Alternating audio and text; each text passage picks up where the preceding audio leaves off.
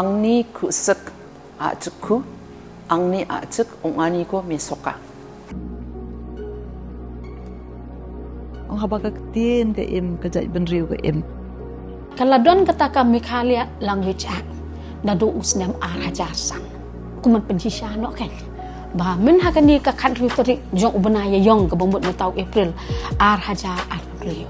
na ka jingpun bana officially ba lashim ya ka Ktien Khasi ke jongi ba kom juru kita ki garu wat ka Ktien garu lashim ya ka kom kata ka official language ngas burung ya ka ne Khasi Authors Society bat ru kumju ya ka achik literary society kiba submit ya ka memorandum sha ge government department linga court meeting na haka bangi syong gi study na du ka law department na du ka arts culture na ki department kiba per ngia discuss ngaong tongin tho ngin recommend sa cabinet nga ngin repeal no ya ka to ga act kabarin bat ngin warna no da ka ni ka way ka batumay da ka bangi ong Meghalaya Languages Act Mdeshu Meghalaya Language Act. This will ensure administrative inclusivity and language preservation. It will also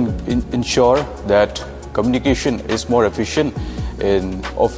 government offices and other institutions. Kami direktur nama cik kunci saya nama ada belongan nam gini orang, ada interview yang cik kunci nama ada belongan cara bilang nama tak cakap yang kemudian.